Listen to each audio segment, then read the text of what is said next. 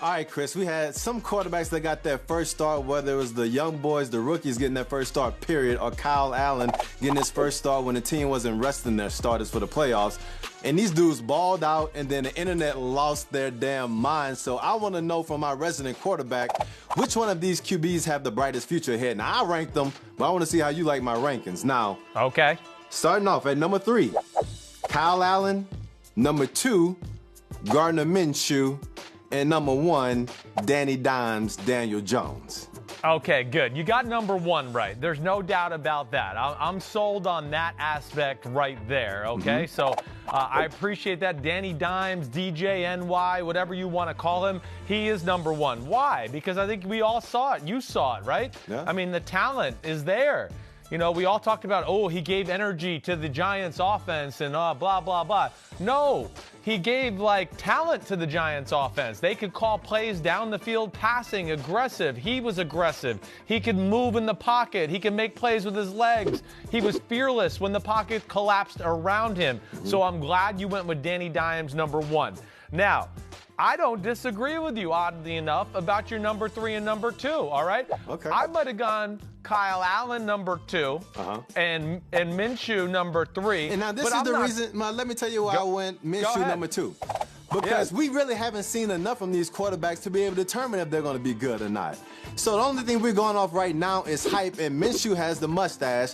Kyle Allen was throwing the ball off his back foot looking like Brett Favre and all that stuff, but he was going against the Arizona Cardinals. Minshew was going against the Titans, who are schizophrenic. They don't know who they want to be. So until these players actually write the book, I mean, how are we supposed to review them?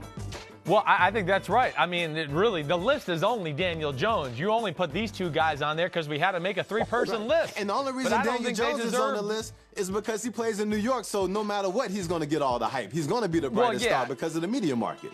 Well, he gets the hype, but you and I watched the game, and he was deserving of the number 1 title on your list. Even though he's playing against the Bucs.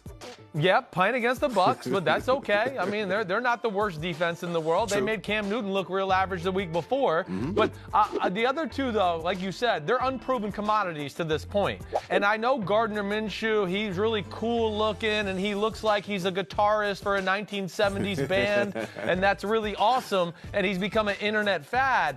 But I would like to remind everybody, since he started, it's 2 drives at the end of the game against the Houston Texans. And then the Tennessee Titans Thursday game, I mean, it was a 7-yard touchdown pass, a 1-play, 7-yard drive. He did have some really good throws throughout that game, though. And he's playing against a tough defense, too. He did solid. But before we anoint him king of the universe, I'd like to see a little bit more. They're 5 for 24 on 3rd down since Gardner Minshew's taken over at quarterback. But I'm happy you went with Daniel Jones. We'll see about those other 2. I'm not sure about them yet. And now one thing I have to say is Gardner Minshew, he is the Dos Equis of the NFL. He is the most interesting man in the NFL by far. So even if his talent doesn't get to where it needs to be, I mean, just his personality and everything he does, especially with that mustache, is going to make him a star. Oh, and he wears short jorts, which, people like that, too. I don't even know what that is, but I love it. Jean shorts, jorts, like those real. You got to check that picture out when he was at Washington State on Saturday night. They were a little too short for me. I don't want any parts of that, dog.